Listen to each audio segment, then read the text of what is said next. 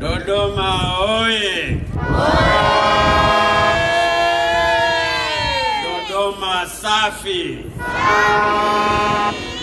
Ukweni Masinduka Kuliachi Badodo na baba zao na mama zao wote Waswanu, si ndio? Asalamu alaykum. Bwana Yesu asifiwe. Tumsifu Yesu Kristo. Ndugu viongozi wa CCM mliopo, mkiongozwa na makamu mwenyekiti Dr. Ali Mohamed Shein na mzee Philip Mwangura, ndugu wenye viti na makamu wenye viti wastaafu wa CCM, nakumbuka kuwepo kwa wazee wetu wawili, mzee Ali Hassan Mwinyi pamoja na mzee Mkapa. Mzee Mkapa hayupo, pamoja na mzee Kikwete, waheshimiwa viongozi wazee wengine wastaafu, mawaziri wakuu wastaafu, viongozi wa dini, wanachama wa CCM na viongozi wa vyama vingine. Kabla sijaendelea na hotuba yangu, ningewaomba ndugu zangu mliohudhuria hapa tusimame kwa dakika moja, tumkumbuke mzee Mkapa aliyetangulia mbele ya haki, ambaye tungekuwa naye leo hapa.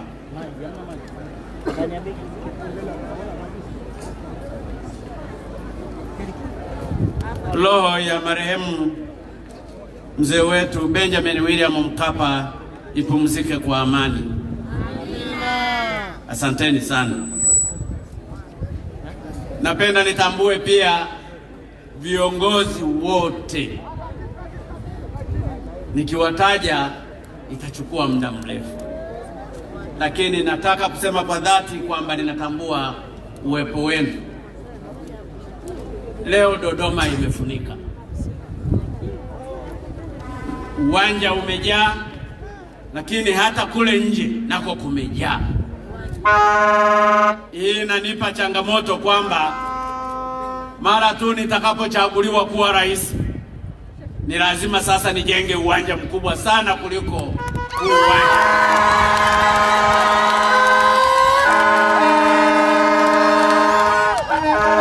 Na hiyo ndio itakuwa kazi yangu ya kwanza, ili wananchi wa jiji hili la Dodoma wawe wakiingia kwenye uwanja wanatosha. Badala ya uwanja unajaa, wengine wanakaa nje wanaangalia kwenye screen. Dodoma ni jiji, na kweli leo mmefunga kazi. Asanteni sana.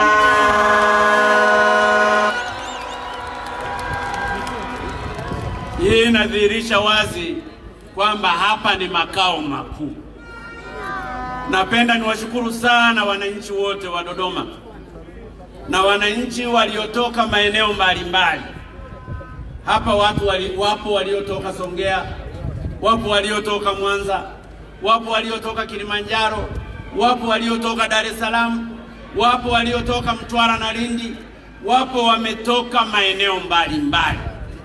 Wamekuja hapa kuja kushuhudia ufunguzi wa kampeni wa chama kikubwa kinachoitwa CCM. CCM oye!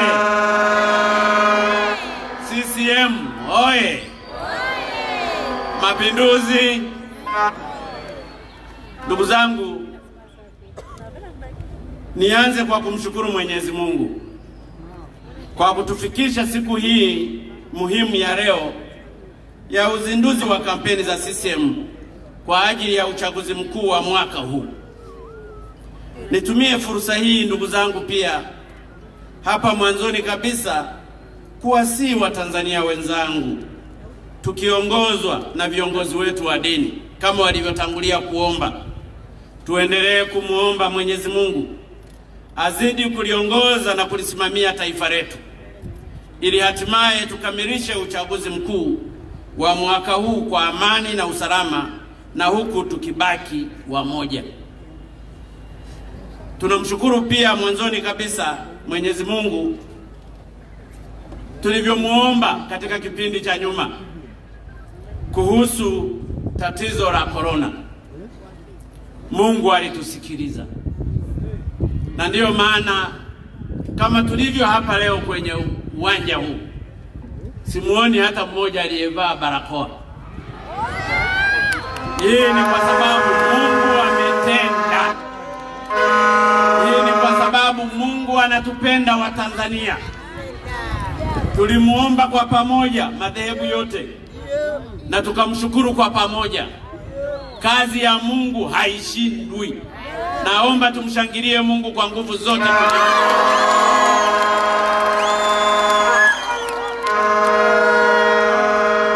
Mungu wetu anatupenda, na ndiyo maana mnaona mataifa mengine, hata mnapoangalia kwenye TV, magonjwa hili bado lipo, lakini sisi Mungu ameliondoa. Tunamshukuru sana. Tunashukuru sana Watanzania. Ninawashukuru sana viongozi wa dini zote walivyokaa na kumuomba Mungu na kumlilia, na tulivyomlilia Mungu amejibu. Asante sana Mungu kwa mpendo mkubwa uliouonyesha kwa Watanzania.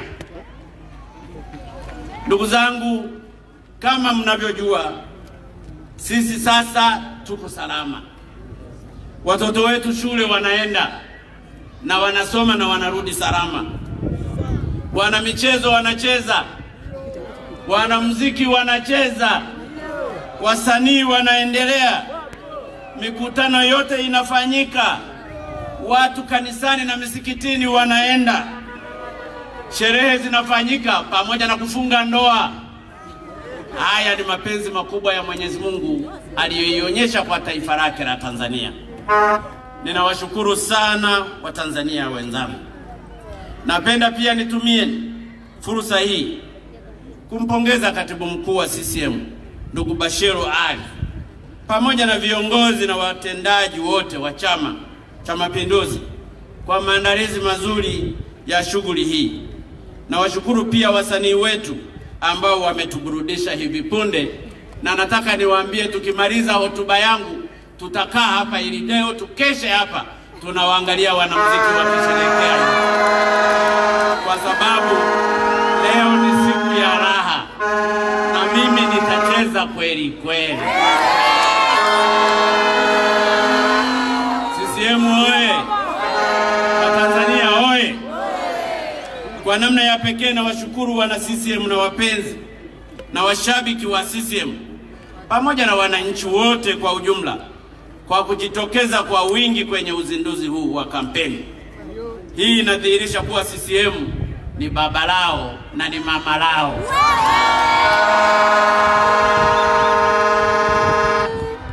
Lakini pia sherehe hizi zimefana sana Dodoma, na hapa ndiyo makao makuu ya nchi yetu.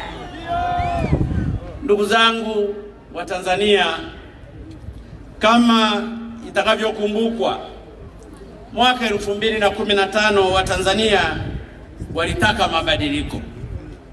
Walitaka mabadiliko ya kuona vitendo vya rushwa, wizi na ubadhirifu wa mali za umma vinakomeshwa.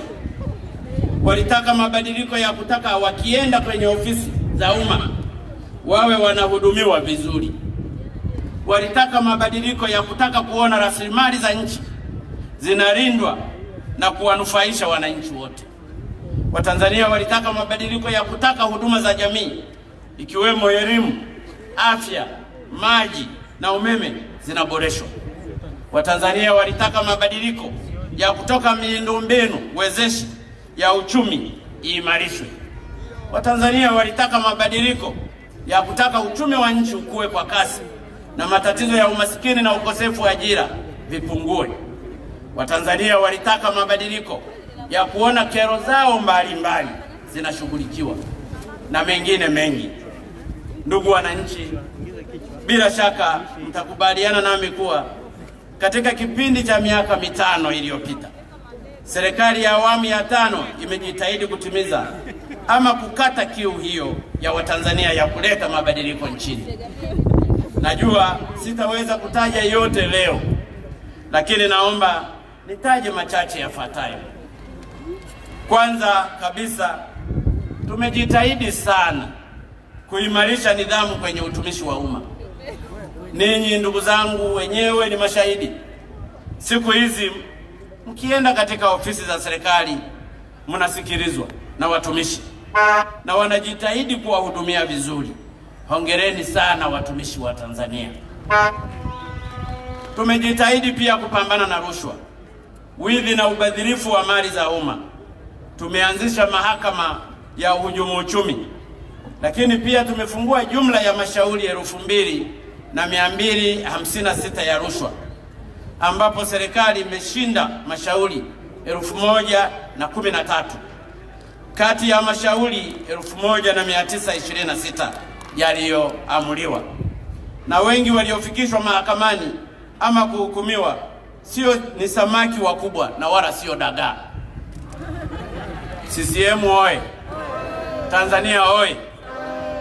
Ndugu zangu, tumeimarisha usimamizi wa rasilimali za nchi yetu na kuhakikisha zinatumika kwa manufaa ya Watanzania wote. Mtakumbuka tulizuia utoroshaji wa rasilimali zetu ikiwemo mchanga wa madini. Aidha, tumeanzisha masoko ya madini nchini na kutunga sheria za kulinda rasilimali za taifa, the Natural Wealth and Resources Permanent Sovereignty Act of the year 2017. Kutokana na hatua hizo, sekta ya madini imeanza kukua kwa kasi, ambapo kwa mwaka jana, ndugu zangu, mwaka 2019 iliongoza kwa ukuaji kwa asilimia 17.7. Aidha, mapato ya madini yameanza kuongezeka kutoka shilingi bilioni 168 mwaka 2014-15 hadi kufikia shilingi bilioni 528 mwaka 2019-20. Muhimu zaidi, Watanzania sasa wameanza kunufaika. Mtakumbuka historia ya Raiza kule Mererani na wengine wengi. Lakini pia kupitia sheria hiyo mpya ya rasilimali za taifa, tangu mwezi Julai 2017, kwenye kila mgodi mpya utakaoanzishwa, serikali itakuwa ikimiliki hisa ya 16%. Na sheria hiyo ndiyo iliyotuwezesha kufikia makubaliano na kampuni ya Barrick ya kuanzisha kampuni mpya ya Twiga, ambayo wao wanamiliki 84% na sisi wa Tanzania tunamiliki 16%. Lakini kwa faida, kila panapokusanywa mapato ya pamoja tunapata 50% kwa 50. Mtakumbuka kuwa tulipoanza kuchukua hatua hizi, baadhi ya watu wakiwemo Watanzania wenzetu ambao hivi sasa mnawajua, walitubeza na kututisha kwamba tutashtakiwa na kufikishwa mahakamani. Lakini sisi tukasema rasilimali hizi ni zetu, tumepewa na Mwenyezi Mungu ili tunufaike nazo. Hivyo hatuwezi kumwogopa mtu yoyote. Naamini wale waliotubeza sasa watakuwa wameaibika. Tanzania oye! Tanzania oye! Ndugu zangu wa Tanzania na ndugu wana Dodoma, sambamba na hayo tumedhibiti mianya ya ukwepaji kodi na hivyo kufanikia kuongeza ukusanyaji wa kodi kutoka wastani wa shilingi bilioni 850 hadi kufikia shilingi trilioni 1.5. Mwezi Disemba 2019 na mwezi Juni 2020 tulikusanya zaidi ya trilioni 1.9. Tumefanikiwa pia kudhibiti matumizi ya fedha za serikali kwa kupunguza mikutano, washa, semina na safari za nje zisizo na tija. Tangu nimekuwa rais binafsi, nimetembelea nchi 8 tu, zote za Afrika. Najua baadhi ya watu wanadai kwamba kwa sababu ya mimi kutosafiri sana, uhusiano wetu kimataifa na ushawishi wetu wa kidiplomasia umepungua. Hiyo si kweli. Badala yake umeimarika zaidi. Tumefungua ofisi 8 za kibalozi nje ya nchi na mataifa 2 yamefungua balozi zao hapa nchini. Viongozi mbalimbali wa nchi wametutembelea na ushirikiano wetu na taasisi za kimataifa umekuwa. Zaidi ya hapo, tumeaminiwa kuongoza East Africa Community pamoja na SADC. Ndugu zangu na ndugu wananchi, katika kipindi cha miaka mitano iliyopita, tumejitahidi pia kuboresha huduma muhimu za jamii ikiwemo elimu, maji na umeme. Kwenye elimu tumetumia shilingi trilioni 1.09 kugharamia elimu bila malipo kuanzia shule ya msingi hadi sekondari. Tumejenga shule mpya za msingi 905 na za sekondari tumejenga mpya shule 228. Tumekarabati shule kongwe za sekondari 73. Tumejenga mabweni 253. Tumetengeneza madawati kutoka 3,324 hadi kufikia madawati sio 3,000, milioni 324 hadi kufikia madawati milioni 895. Tumejenga maabara 227. Tumejenga pia kumbi za mihadhara, maktaba, hosteli na kuongeza bajeti ya mikopo ya elimu ya juu kutoka shilingi bilioni 348.7 mwaka 2014-15 hadi shilingi bilioni 450 mwaka huu wa fedha na kadhalika. Haya yote tumeyafanya kwa sababu ninyi wananchi wa Tanzania mlitutuma tuyafanye. Tumeyafanya kwa niaba yenu na sisi tunaamini tumetimiza malengo mliotutuma. Katika swala la afya, tumejenga zahanati 1198 katika nchi nzima. Tumejenga vituo vya afya 487. Tumejenga hospitali za wilaya 99, hospitali za mikoa 10, hospitali za rufaa kanda 3 na kuajiri watumishi wa afya 14,479. Aidha, tumeongeza bajeti ya dawa kutoka shilingi bilioni 31 hadi sasa bilioni 270 na kununua magari ya kubebea wagonjwa ambulances 117. Tumeimarisha matibabu ya kibingwa ya magonjwa ya moyo, masikio, figo, mifupa, ubongo, kansa na kwa kununua vifaa vya kisasa na kuwasomesha wataalamu ndani na nje ya nchi na hivyo kupunguza wagonjwa kuwasafirisha nje. Tumeyafanya haya kwa sababu mlitutuma na yalikuwa kwenye ilani yetu ya uchaguzi, na hayo yalikuwa ni wajibu wetu kuyafanya, na ndiyo maana ndugu zangu, nimeona angalau niyataje machache hapa leo. Kuhusu maji, tumekamilisha miradi 1423 na mingine mingi inaendelea kutekelezwa sehemu mbalimbali, ikiwemo mradi mkubwa wa kutoa maji Ziwa Victoria kwenda Nzega, Tabora, Igunga na mradi wa maji wa Arusha pamoja na mradi wa kupeleka maji kwenye miji 28 unaotekelezwa kwa shilingi trilioni 1.2. Kwa hapa Dodoma kuna mradi mkubwa wa Farukwa ambao utaleta maji katika jiji la Dodoma. Mbali na kuboresha huduma za jamii, ndugu zangu, kwenye miaka mitano iliyopita tumejitahidi kuimarisha miundombinu wezeshi ya kiuchumi, hususan ya usafiri na umeme. Kwenye umeme tumeondoa kwa kiasi kikubwa tatizo la mgao wa umeme na pia tumefikisha umeme kwenye maeneo mengi nchini, hususan vijijini. Zaidi ya vijiji 9,570 kwa taarifa za leo zimefikishiwa umeme kutoka kwenye vijiji 2,220 kutoka kwenye vijiji 2,218 mwaka 2018.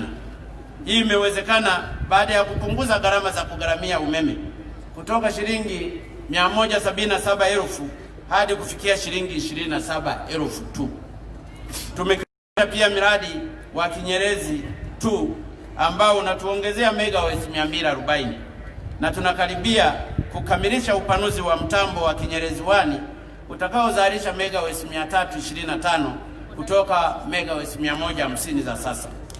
Muhimu zaidi, tumeanza kutekeleza mradi mkubwa wa umeme katika bonde la mto Rufiji. Mradi huu utagharimu shilingi trilioni 6.5 na zote fedha zinatolewa na Watanzania na utazalisha umeme megawatts 2115. Haya tunayafanya ili tuijenge Tanzania mpya, Tanzania yenye mwelekeo mpya kwa ajili ya maendeleo ya Watanzania wote. Kuhusu usafiri wa barabara, tumejenga takriban kilomita 3500 za barabara za lami na nyingine zenye urefu wa zaidi ya kilomita 2200 zinaendelea kujengwa. Tumekamilisha pia ujenzi wa madaraja makubwa 13 ikiwemo daraja la Nyerere Kigamboni na madaraja mengine kule Kilombero pamoja na daraja la Sibiti, na wakati huo huo ujenzi wa madaraja mengine makubwa unaendelea likiwemo daraja la Kigongo Busisi lenye urefu wa kilomita 3.2, daraja la Sarenda lenye urefu wa kilomita 1.03 pamoja na daraja la Wami lenye urefu wa mita 513.5 pamoja na madaraja mengine mengi yakiwemo interchange pale Ubungo. Kazi hizi zote tulizozimaliza na kazi zingine ambazo zinaendelea zimetufanya sisi tuje tuwaombe tena kura ili tuziendeleze, zisije zikakwama, tusije tukaziachia mtu mwingine ambaye hajui hata namna ya kutafuta nondo. Dodoma oye! Tanzania oye! Usafiri wa reli, tunakaribia kukamilisha awamu ya kwanza ya ujenzi wa reli ya kisasa kutoka Dar es Salaam hadi Morogoro yenye urefu wa kilomita 300 na ujenzi wa awamu ya pili kutoka Morogoro hadi Makutopora umbali wa kilomita 422 umefikia 35%. Miradi hii miwili inagharimu shilingi trilioni 7.062 na fedha zote zimetolewa na serikali. Tumekarabati reli ya kutoka Morogoro hadi Isaka na kufufua usafiri wa reli kutoka Dar es Salaam, Tanga, Moshi hadi Arusha ambao ulisimama kwa takribani miaka 20. Lakini katika sehemu iliyobaki ya kujenga SGR, Jumatatu ya wiki hii tayari tumeshatangaza kuanza ujenzi wa reli tena ya kisasa kuanzia Mwanza hadi Isaka, na baadaye tutatangaza kutoka Isaka hadi Makutopora na maeneo mengine. Kuhusu usafiri wa maji, tunafanya upanuzi wa bandari zetu kuu Dar es Salaam, Mtwara, Tanga pamoja na kuboresha usafiri kwenye maziwa yetu makuu ya Victoria, Tanganyika na Nyasa kwa kupanua bandari zake na pia kujenga au kukarabati meli 5 ambazo tayari zingine zimeshakarabatiwa: MV Victoria, MV Butiama, Clarius, MV Umoja, Wimbi na mengine mengi. Hii yote ni kazi ambayo tunaamini zitasaidia katika kuboresha uchumi wa Watanzania, na ndiyo maana ndugu zangu, tuko hapa tena kuwaomba kura ili haya tukayaendeleze yasije yakakwama njiani. Dodoma oye! Tanzania oye! Kuhusu usafiri wa anga, tumekamilisha ujenzi wa jengo jipya la abiria Terminal 3 katika uwanja wa ndege wa kimataifa wa Mwalimu Nyerere, na upanuzi wa viwanja 11 unaendelea maeneo mbalimbali nchini. Na katika viwanja hivyo tunapanua uwanja wa hapa Dodoma, lakini tumeshatangaza kuanza kujenga uwanja mkubwa sana Msarato, na tenda ziko vizuri na kandarasa ameshapatikana, na kwa sasa tunaendelea katika mazungumzo ili baadaye kandarasa aanze kujenga uwanja mkubwa wenye zaidi ya kilomita 3 hapa Msarato, na ndege zitakuwa zinatoka hapa zinakwenda Ulaya wala hazitapitia mahali popote. Tunayafanya haya kwa sababu sisi tunaamini na ilani yetu ya Chama cha Mapinduzi inapatambua hapa ndiyo makao makuu ya nchi. Hapa ndiyo makao makuu ya nchi. Kwa hiyo vitu vikubwa vikubwa vya nchi pia vinatakiwa kuwa hapa ikiwa ni pamoja na uwanja mkubwa wa kimataifa. Haya yote yanawezekana. Ni matumaini yangu mtaturudisha tena tuendelee kuyashughulikia haya. Tanzania oye! Kilimanjaro oye! Tunaendelea pia na maeneo mengine mbalimbali 11 katika nchi hii, ikiwemo Mtwara, Musoma na maeneo mengine mbali. Tumekamilisha pia ujenzi wa rada Dar es Salaam, Kilimanjaro, Mtwara na kule Songwe huko kwenye hatua za mwisho. Sambamba na hilo, tumefufua shirika letu la ndege ATCL kwa kununua ndege mpya 11. 8 zimeshafika, 3 zingine ziko zinaendelea kutengenezwa, na katika ilani ya uchaguzi hii tutanunua ndege zingine 5 mpya katika kipindi cha miaka 5, ikiwepo ndege ya kubeba mizigo, ili kama ni kubeba zabibu, kama ni kubeba maua, kama ni kubeba samaki, inatoka moja kwa moja hapa na kwenda Ulaya. Hiyo ndio Tanzania tunayotaka kuijenga. Kuhusu mawasiliano ya simu, ndugu zangu, yameboreshwa kutoka 79% hadi 94% kwa sasa, na kuwa watumiaji wa simu ambao sasa hivi wamefikia milioni 40, gharama za simu kufikia moja kwa moja kwa kila dakika moja nazo zimepungua kutoka shilingi 267 hadi shilingi 40 kwa sasa kwa dakika moja. Haya yote nimeona niyazungumze hapa, ndugu zangu, ili tujue kule tulikotoka, mahali tulipo na mahali tunapoelekea. Ndugu zangu, katika kipindi cha miaka 5 iliyopita tumefuta tozo 114 za kilimo, uvuvi pamoja na mifugo. Tumeanza kutekeleza mpango wa kuboresha mazingira ya biashara nchini, yani blueprint. Tumepunguza viwango vya baadhi ya kodi na kufuta takriban tozo 54 za biashara katika kurahisisha wafanyabiashara wetu wafanye biashara vizuri. Kwa wafanyakazi tuliwapandisha vyeo watumishi 317 na kulipa madeni ya watumishi ya mishahara na yasiyo ya mishahara yenye thamani ya shilingi bilioni 472.6, ya mishahara yakiwa shilingi bilioni 114.5 na yasiyo ya mishahara shilingi bilioni 358.1. Lakini pia tumepunguza ile pay as you earn kutoka 11% hadi 9%. Kwa rafiki zangu wajasiriamali wadogo, machinga, mamarishe, waendesha bodaboda na bajaji, mnakumbuka mlivyokuwa mnateseka hata kupata tu mahali pa kufanyia biashara. Tumetoa vitambulisho maalum kwao ili kuwawezesha kuendesha shughuli zao bila kubugudhiwa. Zamani ilikuwa ukifanya biashara hapo unapigwa na mgambo, ukienda hapa unahamishwa hiki, mamarisho unasumbuliwa. Tumesema tunawapa vitambulisho ili wasisumbuliwe mahali popote, wafanye kazi na kufanya biashara mahali popote, kwa sababu Tanzania ni ya Watanzania wote. Lakini hali kadhalika tumepitisha sheria ya kuzitaka halmashauri zitenge 10% ya mapato yao ya ndani kwa ajili ya kutoa mikopo isiyo na riba kwa wanawake, vijana na watu wenye ulemavu.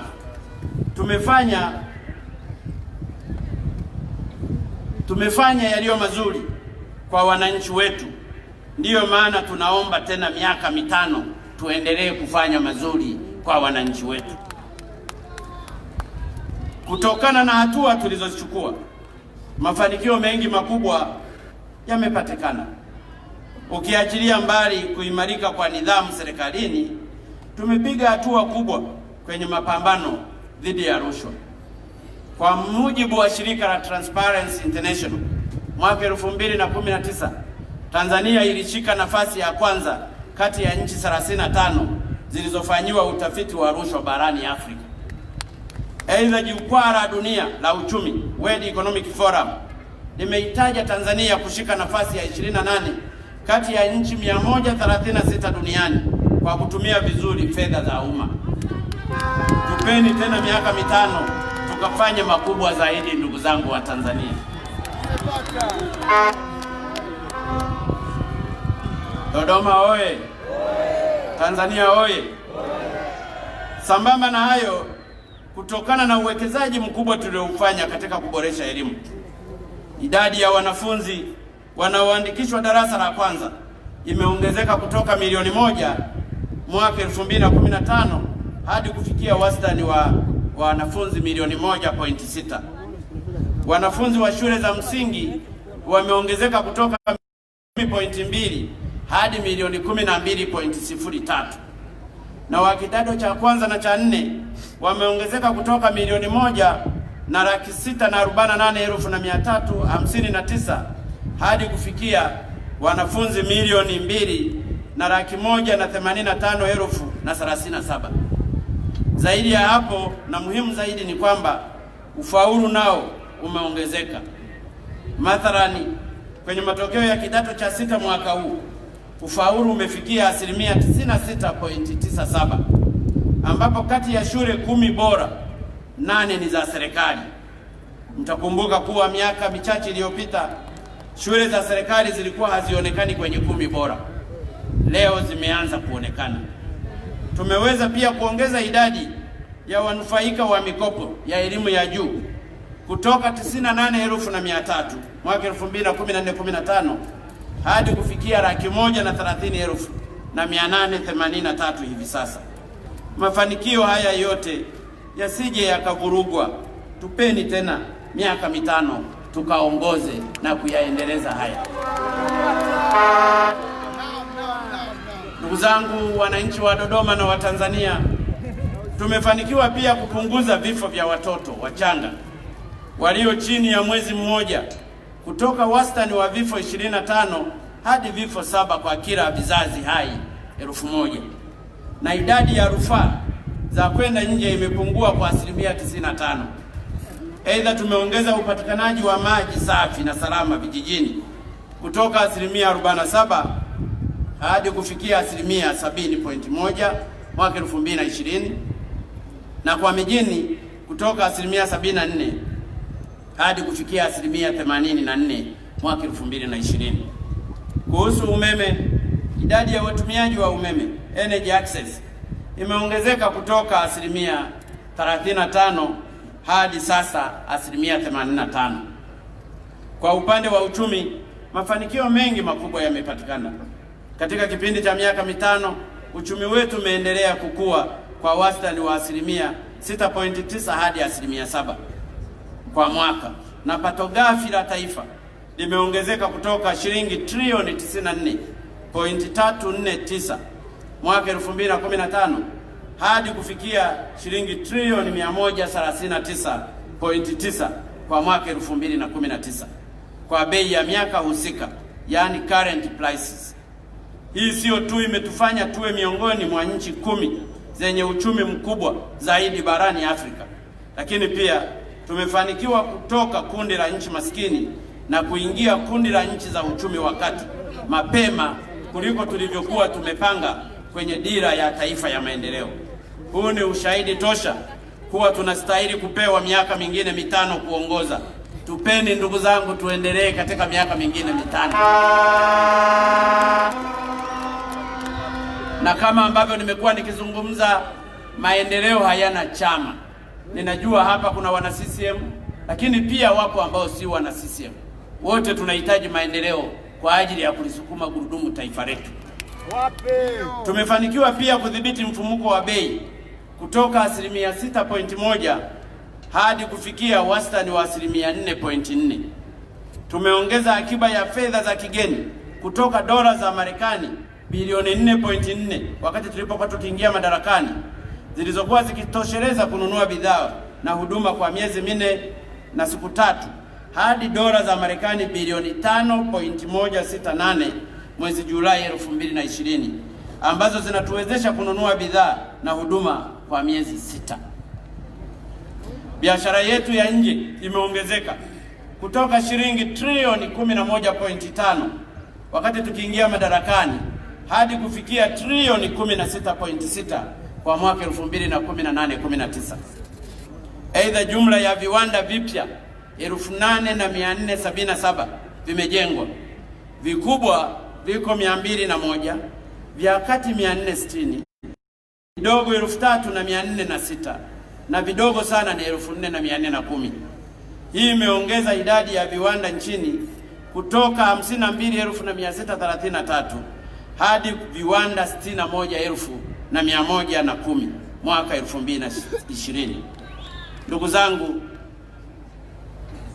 mliotutuma miaka mitano iliyopita tumeyafanya kwa nguvu kubwa.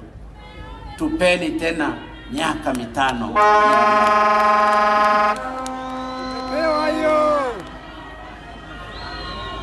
Tumeweza pia kuvutia uwekezaji wenye thamani ya dola za Marekani bilioni 20.4 sawa na takriban shilingi trilioni 46. Aidha, kwa ujumla, kutokana na shughuli mbalimbali zilizotekeleza, tumetengeneza ajira zipatazo milioni 632,299 na kupunguza umasikini wa kipato hadi kufikia asilimia 26.4 mwaka 2017, 18 na 19.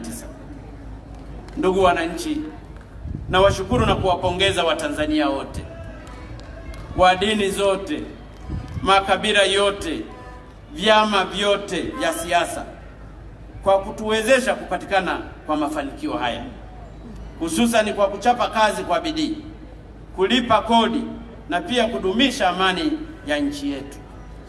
Nchi yetu imeendelea kuwa miongoni mwa nchi zinazoongoza kwa amani barani Afrika. Amani ndiyo msingi wa maendeleo haya yote. Nina uhakika baada ya kazi kubwa tuliyoifanya kwenye miaka hii mitano, muda si mrefu tutaanza kufurahia mavuno makubwa ya kazi tuliyoifanya. Tutaanza kufaidi mavuno ya reli tunayoijenga, mavuno ya mradi wa umeme tunaotekeleza, mavuno ya barabara na bandari tunazojenga, mavuno ya meli tulizozijenga.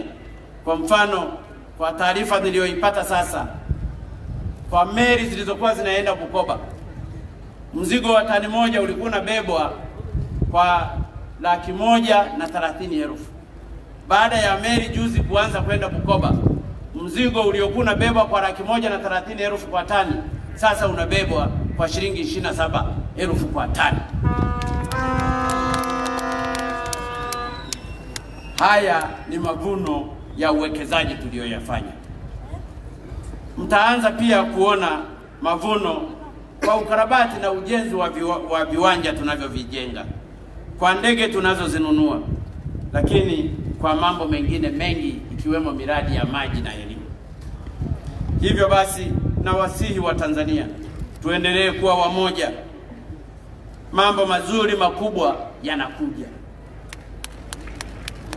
Ndugu zangu, katika ilani ya uchaguzi ya mwaka 2020-2025, Mheshimiwa Katibu Mkuu wa Chama cha Mapinduzi amefafanua kwa ufupi, lakini ni mambo mengi ambayo yanatakiwa kutekelezwa katika kipindi cha miaka mitano. Na ndiyo maana ndugu zangu, niliamua kumchagua tena kuwa mgombea mwenza Mama Samia, mama mchapakazi, mama mwema, mama anayejua na kutambua tunaelekea wapi. Sikutaka kuchagua mtu mwingine wa kuja kujifunza. Ndiyo maana ninaendelea kuwa na Mama Samia, lakini pia mzuri. Nasema uongo ndugu zangu? Unamwona mwenyewe alivyo mweupe, lakini ni mchapakazi na anafahamu kutekeleza malengo ya Watanzania wote bila kubagua vyama vyao. Mama Samia oye! Mama Samia oye! Na kwa misingi hiyo basi, nimeona niwanie tena urais ili nikaendelee kushirikiana nanyi katika kuhakikisha pale tulipoachia kwenye muhula wetu wa kwanza, na katika miaka mitano ijayo, baadhi ya mambo ambayo tunataka kuyatekeleza, ambayo kwa bahati nzuri tumeyaweka kwenye ilani yetu ya uchaguzi ya mwaka 2020-2025 ni kama ifuatavyo.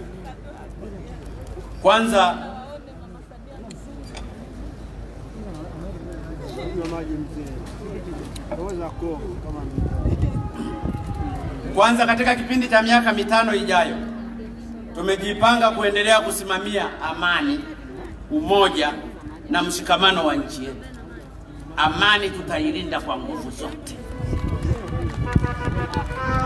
Tutaendelea pia kulinda muungano wetu pamoja na mapinduzi matukufu ya Zanzibar. Haya ni mambo muhimu ambayo yaliasisiwa na viongozi wetu walioanzisha taifa hili, Mzee Karume pamoja na Mzee Nyerere.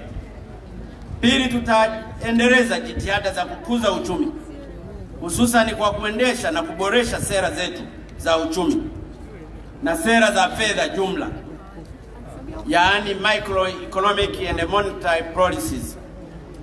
Tutahakikisha viashiria vyote vya uchumi vinakuwa kwenye hali nzuri, ambapo tunakusudia uchumi wetu ukue kwa wastani wa 8% kwa mwaka. Mfumuko wa bei uzidi kupungua, lakini pia kupunguza viwango vya riba katika mabenki yetu.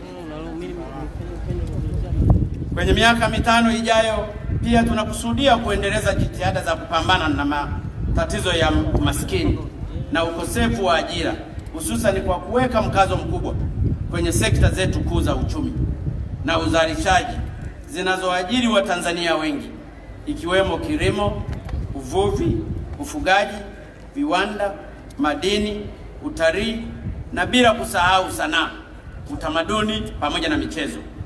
Sekta hizi ndizo zenye kutoa ajira nyingi kwa Watanzania. Tutazisimamia kikamilifu ili taifa na uchumi wa Watanzania uendelee kupanda mbele. Kwenye swala la kilimo, tunalenga kuongeza tija na kuifanya kilimo chetu kiwe cha kibiashara, ambapo maeneo ya mkazo yatakuwa ni kuongeza upatikanaji wa zana na pembejeo za kisasa za kilimo, ikiwemo matrekta, mbolea, viuatilifu na mbegu bora. Tutaendelea kuimarisha benki yetu ya kilimo ili kuiwezesha kutoa mikopo kwa wakulima, wafugaji pamoja na wavuvi. Tutazihamasisha pia benki binafsi kuanzisha madirisha ya kilimo ili kutoa mikopo yenye riba nafuu kwa wakulima, wafugaji na wavuvi.